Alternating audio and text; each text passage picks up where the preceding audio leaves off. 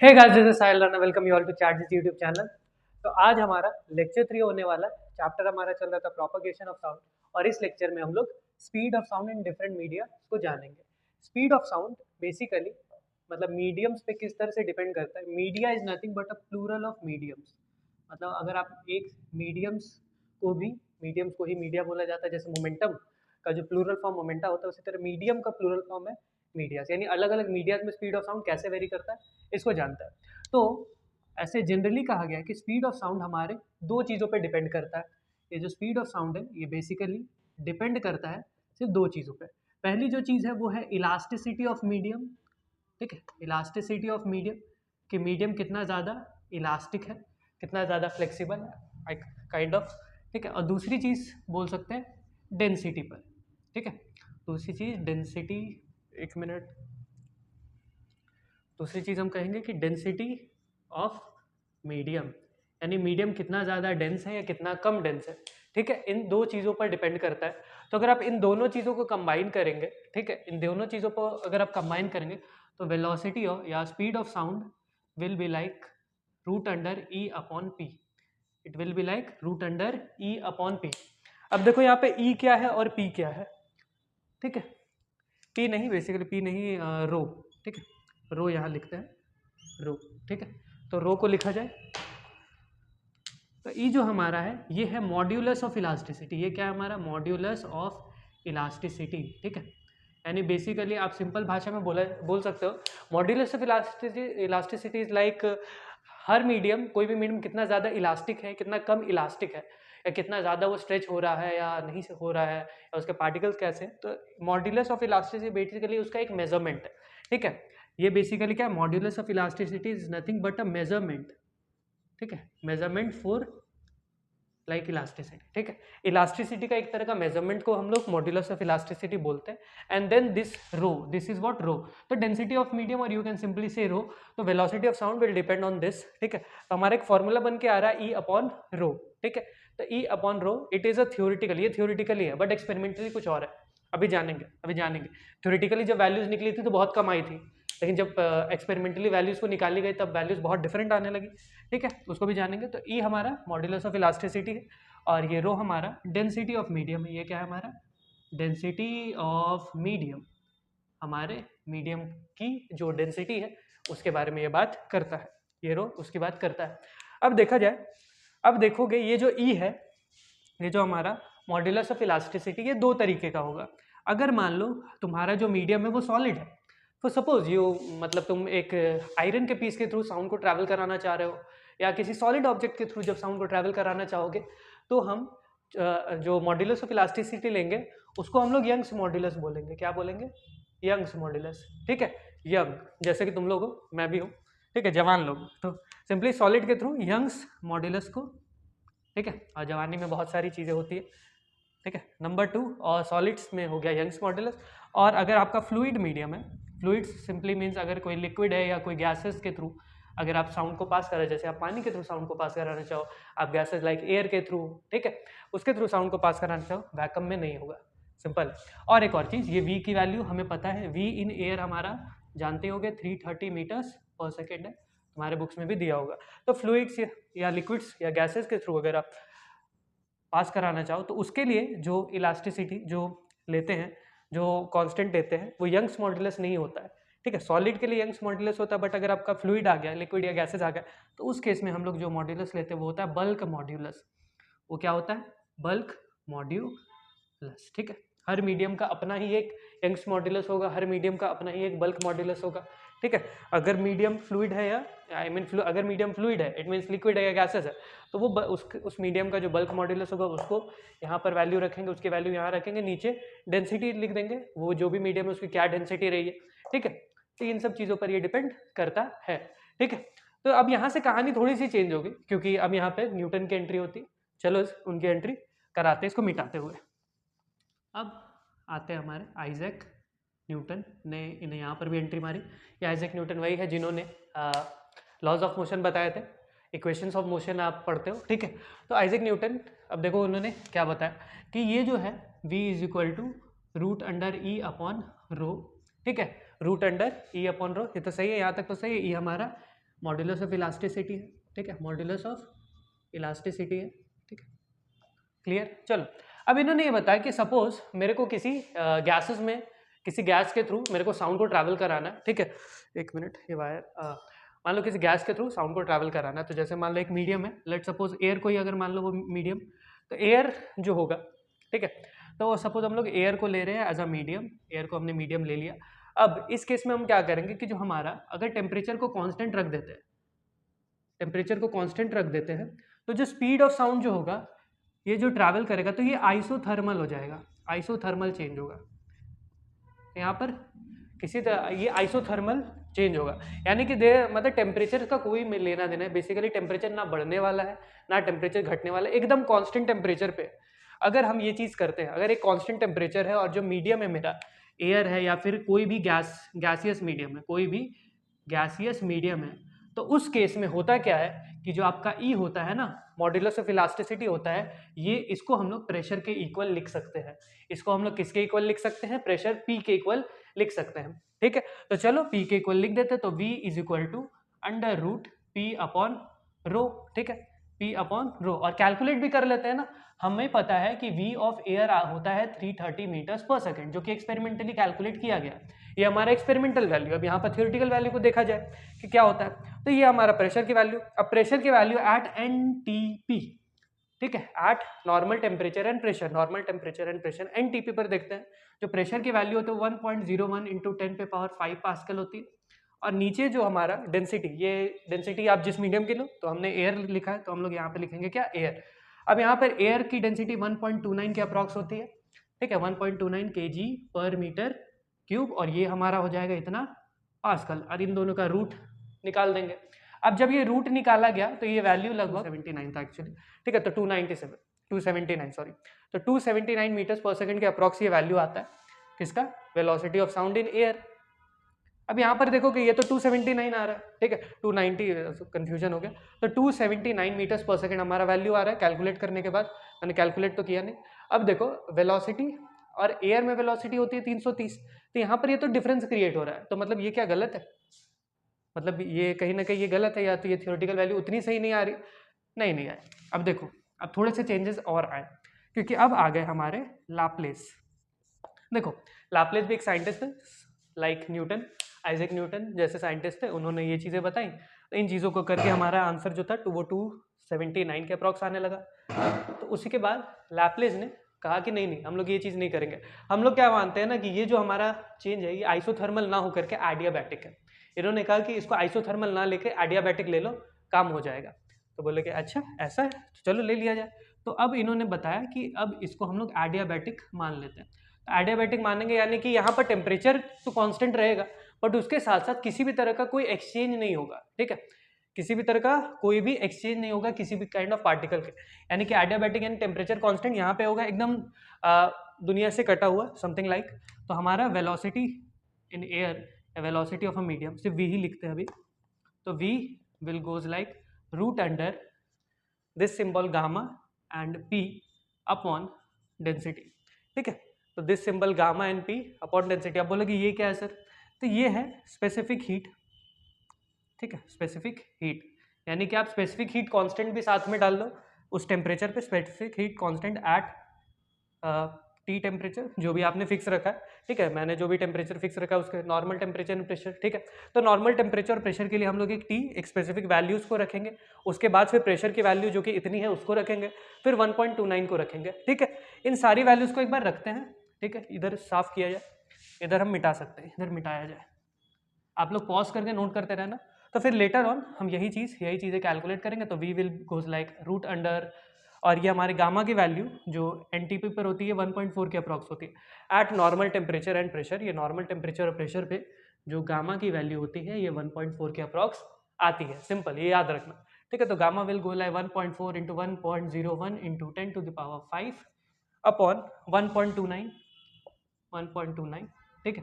अब इसको under root में कैलकुलेट जब किया गया तो ये हमारा 330.7 मीटर पर second, and it's so close, you can see, तो ये बहुत क्लोज आ गया इस वैल्यू के अकॉर्डिंग। तो यहाँ पर हमारा फाइनली जो थ्योरेटिकल वैल्यू है और जो एक्सपेरिमेंटल वैल्यू मैच हो गया, इट मीन्स ये पूरी तरीके से सही है, ठीक। अब मान लो अब एक काम करना, चलो यहाँ तक तो सही है। इससे देखो न्यूमेरिकल्स आएंगे नहीं, इससे तुम्हारे बुक में न्यूमेरिकल्स है नहीं, क्योंकि जितने न्यूमेरिकल्स थे वो मैंने करा चुके हैं प्रीवियस वीडियो में। तो प्रीवियस वीडियो जरूर देखना, उसमें बेसिकली स्पीड ऑफ साउंड पे ही ज़्यादातर न्यूमेरिकल्स आते हैं। इससे न्यूमेरिकल उतना आएगा नहीं, या अगर आ भी जाता है तो आपको चीज़ें गिवन होंगी, आपको एनटीपी गिवन होगा। बस आप एक चीज़ याद रखना, अगर एनटीपी है तो हमारा प्रेशर क्या होता है और डेंसिटी क्या होता है, क्योंकि ये आपको कहीं ना कहीं गिवन मिलेगा। ये जो चीज़ है ना इसकी वैल्यू आपको गिवन मिलेगी। चलो एक क्वेश्चन कर ही लेते हैं, क्वेश्चन कर लेते हैं। अब मान लो ये जो गामा है इसकी वैल्यू अगर मान लो मैं 2 ले लेता हूँ, 2.0, कोई एक मीडियम होगा जहाँ पे इसकी वैल्यू 2 है, और जो अब बाकी चीज़ें सेम है, बाकी चीज़ें क्या है, सेम है, ठीक है। इसकी वैल्यू ये है, प्रेशर की value will be same 1.01 into 10⁵ and density मान लो डेंसिटी भी वही रख दो, ठीक है। अगर ये वैल्यू चेंज हो जाती है, इसको भी थोड़ा सा चेंज कर देते हैं, ठीक है, इसको भी चेंज कर दिया, ठीक। अब ये वैल्यूज़ है, तो इनके बेसिस पे अब आप v की वैल्यू जो आएगी, velocity of sound in a medium m, उसको आप कैलकुलेट करके कमेंट करोगे, ठीक है। तो इसकी वैल्यू को कैलकुलेट करना है और कमेंट करना है, ठीक है। तो सिंपल था, speed of sound in different medias basically depend करता है दो ही फैक्टर्स पे, पहला आपका डेंसिटी और दूसरा आपका इलास्टिसिटी पे। लेटर ऑन क्या होता है, जब टेम्परेचर को कांस्टेंट कर देते हैं किसी गैसियस मीडियम में, तो हमारा जो इलास्टिसिटी ऑफ अ मीडियम होता है वो बराबर हो जाता है किसके, प्रेशर के इक्वल हो जाता है। और प्रेशर के इक्वल जब न्यूटन ने कहा कि ये this will be equal, pressure के इक्वल हो जाएगा, तो P अपॉन रो का एक फॉर्मूला आया, हमारा फॉर्मूला आया P अपॉन रो का एक फॉर्मूला आया रूट अंडर। तो इससे बात नहीं बनी, क्योंकि इससे आंसर बहुत छोटा आ रहा था, इससे आंसर 279 पॉइंट समथिंग आ रहा था, ठीक, 279 के अप्रॉक्स आ रहा था, जो कि गलत है, क्योंकि एक्सपेरिमेंटली तो ये वैल्यू आनी चाहिए और ये आ रहा है, तो उतना सही आया नहीं। तो फिर नहीं, फिर लाप्लेस ने ये बताया कि नहीं एडियाबैटिक मान लो, और एक काम करो, एक स्पेसिफिक हीट कांस्टेंट डाल दो, एक specific heat constant at T temperature डाल दो, और उसके बाद इसकी वैल्यू 1.4 ले लेना, जो कि एयर में होती है, एयर की जो स्पेसिफिक हीट कांस्टेंट जो होती है वो 1.4 है, और उसके बाद सारी वैल्यूज को पुट कर देना, 330.7 आ जाएगा। तो ये आपकी जो हो गई, ये speed of sound, this is speed of sound in air, ठीक है, this is speed of sound in air, और ये इसकी क्या है, थ्योरेटिकल वैल्यू है, it is what, theoretical value, and this is what, experimental value, ठीक है। तो थ्योरेटिकल वैल्यू और एक्सपेरिमेंटल वैल्यू बहुत ज़्यादा क्लोज है, ठीक है। तो यहाँ से ये ज़्यादा हमारा एक्यूरेट मेजर है, दिस इज मोर एक्यूरेट, ठीक है। चलो बढ़ते अपने अगले टॉपिक की तरफ। तो हमारा अगला टॉपिक है ये, देखो क्या है, infrasonic, ultrasonic and sonic frequencies क्या होता है, या सिंपल भाषा में हम लोग बोला जाए तो इंफ्रासोनिक साउंड क्या होता है, अल्ट्रासोनिक साउंड क्या होता है और सोनिक साउंड क्या होता है, ठीक है। तो यहाँ पर लिखो 0, 20 हर्ट्स, और एक लिखो 20 किलो हर्ट्स, और एक उससे ज़्यादा, मतलब 20 किलो हर्ट्स के बाद से, ठीक है। अब देखो 0 हर्ट्स, 20 हर्ट्स, और एक हो गया 20 किलो हर्ट्स। अब देखो 20 किलो हर्ट्स क्या होता है, 1 किलो हर्ट्स जो होता है ये बेसिकली 1000 हर्ट्स के बराबर होता है। अब ये क्या लिखा है बताऊंगा, ठीक है। तो 0 से अगर 20 हर्ट्स के बीच में अगर साउंड की फ्रीक्वेंसी हो, अगर 0 हर्ट्स से लेकर 20 हर्ट्स के बीच में अगर फ्रीक्वेंसी साउंड की लाई करे, तो उन साउंड को हम लोग बोलते हैं इंफ्रासोनिक, उसको क्या बोलते हैं, इंफ्रासोनिक साउंड। और ये साउंड हम लोग नहीं सुन पाते हैं, ठीक है। हम लोग की जो रेंज होती है, ह्यूमन ऑडिबल रेंज जो होती है, ह्यूमंस के लिए जो ऑडिबल रेंज होती है वो 20 हर्ट्स से लेकर के 20,000 हर्ट्स, या फिर सिंपल भाषा में 20 किलो हर्ट्स के बराबर होती है, ठीक है। तो ये हमारा किलो हर्ट्स पता है, 1 किलो हर्ट्स इज 1000 हर्ट्स, ठीक है। तो 0 से लेकर के 20 हर्ट्स के बीच की फ्रीक्वेंसी की साउंड हो तो उसको इंफ्रासोनिक साउंड बोलते हैं, ठीक है, इंफ्रासोनिक साउंड। और ये आप नहीं सुन पाओगे।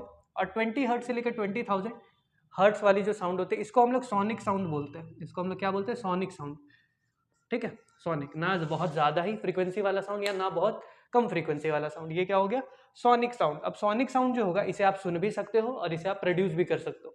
देखो यहाँ पर क्या है, बैट कैट हो गया, बेसिकली एक का भी एग्जांपल लेते तो काम चल जाता है। ये चीज़ बता रहे हैं, देखो बैट जो है वो 10 हर्ट्स से लेकर 10 किलो हर्ट्स तक के साउंड को प्रोड्यूस भी कर सकता है और सुन भी सकता है, यानी कि वो 10 हर्ट्स, यानी जो साउंड आप नहीं सुन सकते उसको भी वो प्रोड्यूस कर सकता है, और 10,000 हर्ट्स तक, 10,000 हर्ट्स तक वो साउंड तक को प्रोड्यूस कर सकता है। इट मीन्स कि ये वाली साउंड भी आप नहीं सुन सकते, क्योंकि आप तो 20,000 हर्ट्स तक सुन रहे हो, ठीक है, ठीक है। तो 20,000 नहीं सुन लोगे। तो बैट हमारा इंफ्रासोनिक साउंड, तो बैट हमारा इंफ्रासोनिक साउंड प्रोड्यूस करता है जो आप नहीं सुन सकते। और देखो 20 किलो हर्ट्स से अगर ज़्यादा हो जाए, 20 किलो हर्ट्स से अगर फ्रीक्वेंसी ज़्यादा हो जाए तो उस साउंड को हम लोग बोलते हैं अल्ट्रासाउंड, या अल्ट्रासोनिक साउंड बोल दो, या अल्ट्रासाउंड बोल दो। इनको हम लोग इंफ्रासोनिक साउंड बोलते हैं, इनको हम लोग सोनिक साउंड बोलते हैं, इनको हम लोग अल्ट्रासोनिक साउंड बोलते हैं। और ये जो सोनिक साउंड होता है ये हमारा ऑडिबल रेंज है, ऑडिबल रेंज फॉर अस यानी ह्यूमन बींग्स के लिए। तो अगर बोला जाए तो अगर आप यहाँ पे अपना नाम भी जोड़ देते हो, ठीक है, चमगादड़ों और बिल्लियों के बीच में, तो आपका 20 हर्ट्ज से लेकर के 20 किलो हर्ट्ज तक ये आ जाएगा। ठीक है, समझ गए होगे। ठीक है, तो सिंपल है। इंफ्रासोनिक साउंड क्या होता है, अल्ट्रासोनिक साउंड क्या होता है, सोनिक फ्रीक्वेंसीज क्या होता है। तो इन फ्रीक्वेंसीज वाले साउंड को ये चीज़ें बोलते हैं। सोनिक साउंड हमारा रेंज होता है, ऑडिबल रेंज होता है हमारा 20 हर्ट्ज से लेकर 20,000 हर्ट्ज। ये चीज़ याद रखना, ये शायद आपके एग्जाम में पूछ दे 1 मार्क्स में। और एक चीज़ याद रखना कि 20,000 हर्ट्ज से जो ऊपर होते हैं, ऊपर वाली फ्रीक्वेंसी के साउंड जो होते हैं, उनको हम लोग अल्ट्रासोनिक साउंड बोलते हैं। उनको हम लोग क्या बोलते हैं, अल्ट्रासोनिक साउंड। और उनसे कम वाले 20 हर्ट्ज से कम वाले को इंफ्रासोनिक साउंड बोलते हैं। तो जो बैट है वो हमारा इंफ्रासोनिक साउंड को भी सुन सकता है और प्रोड्यूस कर सकता है। उसी तरह कैट देखो, कैट जो है वो अल्ट्रासोनिक साउंड सुन भी सकते हैं और प्रोड्यूस भी कर सकते हैं। 60,000 हर्ट्ज, हमारा तो रेंज 20,000 हर्ट्ज, हम लोग तो 20,000 पे ही। ठीक है, तो ये बैट आई थिंक ये वाला थोड़ा सा मेरे को रॉन्ग लग रहा है, क्योंकि बैट ये 100 होगा। ठीक है, 100 किलो हर्ट्ज होगा। ठीक है, तो इट्स लाइक 10 हर्ट्ज से लेकर 100 किलो हर्ट्ज, यानी वो 1 लाख हर्ट्ज तक। क्योंकि बैट मेरे को याद है ये अल्ट्रासोनिक और इंफ्रासोनिक दोनों ही साउंड प्रोड्यूस करता है और दोनों ही साउंड सुन सकता है। तो बैट में याद रखना ये 10 हर्ट्ज से लेकर 10,000 हर्ट्ज, 1 लाख हर्ट्ज तक के साउंड को प्रोड्यूस भी कर लेगा और सुन भी लेगा। ठीक है, तो बैट याद हो गया, कैट याद हो गया, और साथ साथ ह्यूमंस का भी आपको, ह्यूमंस का तो एकदम याद रखना है, आप खुद हो ह्यूमन। ठीक है, हम भी हैं, सभी लोग हैं यहाँ पर। ठीक, तो यहाँ तक ये चीज़ें क्लियर हो गई होंगी। अब इसके बाद जो हमारा ज़्यादा सबसे इंपॉर्टेंट टॉपिक है वो ये वाला है, अल्ट्रासोनिक साउंड। क्योंकि अल्ट्रासोनिक साउंड के बहुत सारे एप्लीकेशंस आपको पढ़ने हैं। ठीक है, तो वो इस वीडियो में भी कवर करेंगे। ठीक है, तो अभी पहले तो हम इसकी प्रॉपर्टीज़ को जानेंगे कि अल्ट्रासोनिक साउंड की क्या क्या प्रॉपर्टीज़ है, and then we'll go on application. ठीक है, तो इसको पॉज करके वीडियो ये नोट कर लो, कर लिया होगा। चलो बढ़ते अपने अगले टॉपिक की तरफ। अगला टॉपिक है वो क्या है, properties of ultrasound. Properties of ultrasound, ultrasound की क्या क्या प्रॉपर्टीज है। अब देखो 20,000 हर्ट्ज से ज़्यादा की फ्रीक्वेंसी होती है इसकी जो फ्रीक्वेंसी होती है ये 20,000 हर्ट्ज से ज़्यादा की होगी। अब देखो 20,000 इतनी ज़्यादा फ्रीक्वेंसी है, इतनी ज़्यादा फ्रीक्वेंसी है। फ्रीक्वेंसी क्या होता है, इट्स द मेजर, मतलब बेसिकली नंबर ऑफ ऑसिलेशंस, और simply you can say number of cycles in 1 second. तो सोचो इतनी ज़्यादा साइकिल्स अगर बनाए तो वेव बहुत छोटा होगा, और ये वेव छोटा होगा तो किसी भी के भी थ्रू, किसी भी ऑब्स्टिकल के थ्रू बहुत इजीली पार हो सकता है। अगर ये वेव्स बहुत छोटे वेव्स बनेंगे तो किसी भी ऑब्स्टिकल के थ्रू बहुत इजीली पार हो सकता है। तो इनकी जो पहली प्रॉपर्टी होती है वो यही होती है कि it has high penetrating power. ठीक है, it has high penetrating power. ठीक है, तो हाई पेनिट्रेटिंग पावर होती है, यानी कि पेनिट्रेटिंग पावर से सिंपल मतलब ये समझ लेना किसी के भी थ्रू काफ़ी इजीली पास कर सके, कैन पास थ्रू ऑब्स्टिकल्स। अभी याद रखना, कैन पास थ्रू ऑब्स्टिकल, किसी भी ऑब्स्टिकल के थ्रू ये बहुत इजीली पास कर ले। अगर दूसरी चीज़ ये है इतनी ज़्यादा फ्रीक्वेंसी है तो ऑफकोर्स इसके अंदर एनर्जी भी बहुत ज़्यादा होगी, तो इट हैज़ हाई एनर्जी। ठीक है, इसकी एनर्जी भी बहुत ज़्यादा होती है, और साथ साथ एनर्जी ज़्यादा होती है और इसके साथ साथ इसकी मतलब ये इतने छोटे वेव्स बनते हैं, कितने छोटे छोटे वेव्स बनते हैं कि ये आप इसकी ये कभी डिफ्लेक्ट नहीं करेगा होगा अपने पास से। ठीक है, तो अल्ट्रासाउंड कभी भी इजीली डिफ्लेक्ट नहीं होता है, they don't deflect, basically they don't deflect at all. ठीक है, ये जल्दी डिफ्लेक्ट नहीं होंगे, ये चलते रहेंगे अपने रास्ते में। तो ये हमें अल्ट्रासाउंड में ये सिखाता है कि हमें अपने लक्ष्य की तरफ बढ़ना चाहिए। तो आप लोग भी अपने लक्ष्य की तरफ बढ़ो यार, अच्छे से पढ़ाई करो यार। ठीक है, मेरी वीडियोस देखो। ठीक है, तो हाई एनर्जी होती है जो कि और इसके साथ ये किसी भी तरह का डिफ्लेक्शन नहीं शो करती है। अगर कुछ थोड़े बहुत ऑब्स्टिकल आ जाते हैं, ठीक है, अगर कोई ऑब्स्टिकल होगा तो ये उसको क्रॉस कर जाएगा, बट इन केस अगर ऑब्स्टिकल बड़ा होता है तो ये बाउंस बैक करता है। और बाउंस बैक से एक एप्लीकेशन है, एप्लीकेशन में हम लोग पढ़ेंगे कि किस तरह से ये मेटल ब्लॉक्स के मतलब डिफेक्ट्स को डिटेक्ट कर लेता है, और डिफेक्ट को डिटेक्ट करने के बाद हम लोग इंडस्ट्रीज़ में वो ब्लॉक्स को यूज़ नहीं करेंगे, या इंडस्ट्रीज़ के लिए वो चीज़ बढ़िया होगी कि हमें पहले ही पता चल जाए कि कौन सी चीज़ डिफेक्टिव है या कौन सी चीज़ बढ़िया है। सिंपल। ठीक है, तो अभी इसकी 2 ही प्रॉपर्टीज़ आपको पढ़नी है, और 2 ही प्रॉपर्टीज़ मेजर यही प्रॉपर्टीज़ है कि हाई पेनिट्रेटिंग पावर होता है, तो ये किसी भी तरह के ऑब्स्टिकल के थ्रू पास कर जाता है, जिस कारण से ये जल्दी डिफ्लेक्ट नहीं होता, ये अपने पाथ पर चलता रहता है।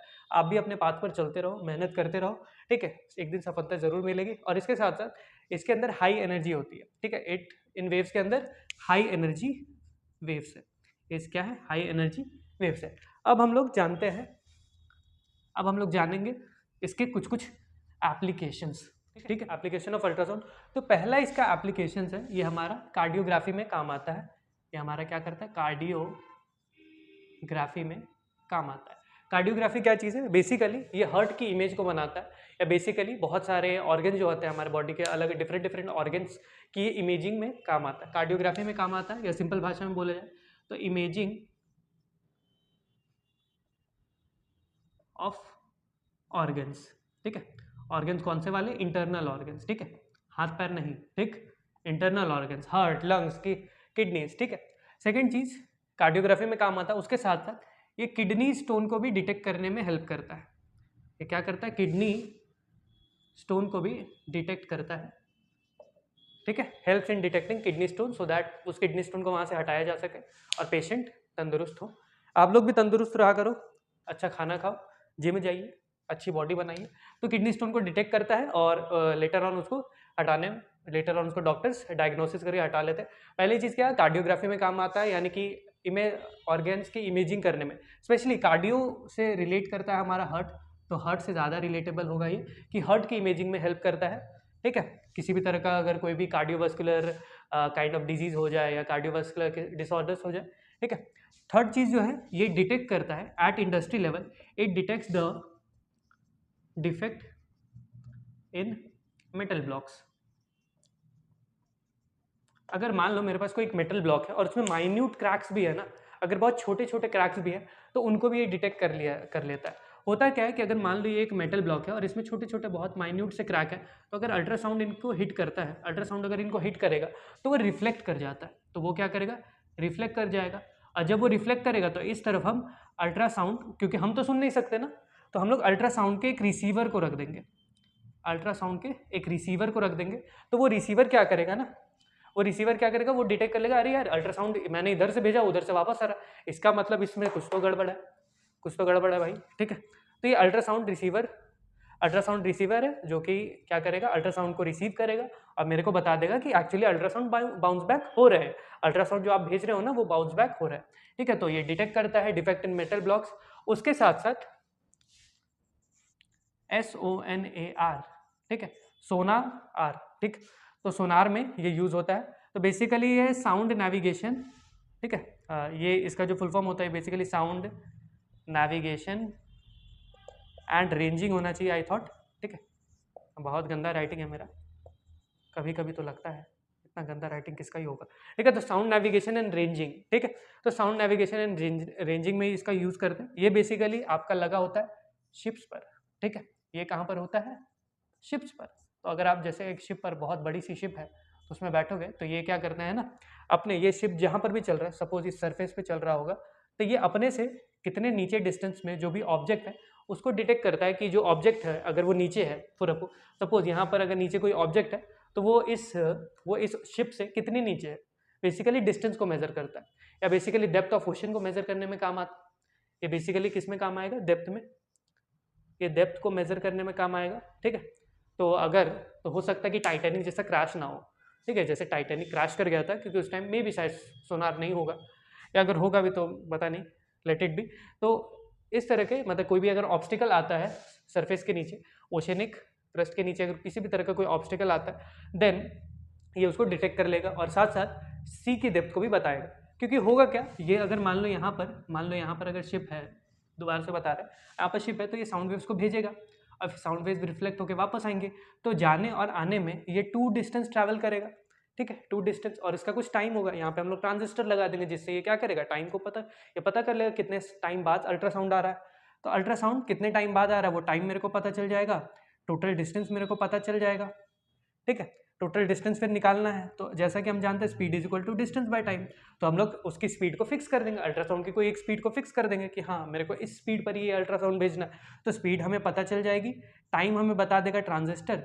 तो अब आप डिस्टेंस तो निकाल ही लोगे, और जो डिस्टेंस आएगी उसको क्या कर देंगे, और जो टोटल डिस्टेंस आएगी उसको आधा कर देना, तो एक साइड वाला पता चल जाएगा। तो इट मीन्स यहाँ से यहाँ तक की डेप्थ हमें पता चल जाएगी। सिंपल है, यू नो, बहुत सिंपल सी चीज़ है। फिर से जान लो क्या करेंगे हम लोग, एक साइड से अल्ट्रासाउंड भेजेंगे, अल्ट्रासाउंड की कोई एक स्पीड होगी, ठीक है, अल्ट्रासाउंड की स्पीड है, मान लो वो हिट जाएगा, हिट करेगा, वापस बाउंस बैक कर लेगा। बाउंस बैक करने के बाद हम लोग क्या करेंगे, उसके टाइम को कैलकुलेट करेंगे कि उसको टोटल कितना टाइम लग रहा है, ठीक है, उसको जो टोटल टाइम लग रहा है वो तो 2 बार जाने में लग रहा है, ठीक है, 2 बार जाने में लग रहा है, तो टाइम की वैल्यू रखेंगे और स्पीड पता है, तो speed is equal to distance by time, तो डिस्टेंस हम लोग कैसे निकालेंगे, स्पीड इनटू टाइम, तो स्पीड इनटू टाइम से हमें ये 2d मिलेगा, हमें ये 2d पता चलेगा, फिर उसको हम आधा कर देंगे एंड फिर हमें डिस्टेंस पता चल जाएगा। तो ओशनिक, तो ये बेसिकली डेप्थ ऑफ ओशन को भी मेजर करता है, डेप्थ ऑफ ओशन को भी पता करने में ये हमें हेल्प करता है। तो these are the major applications, ठीक है, तो ये सारे हमारे मेजर एप्लीकेशंस। तो इस वीडियो को यहीं पर एंड करते हैं, मिलते हैं आपसे अगले वीडियो में, तब तक के लिए जय हिंद।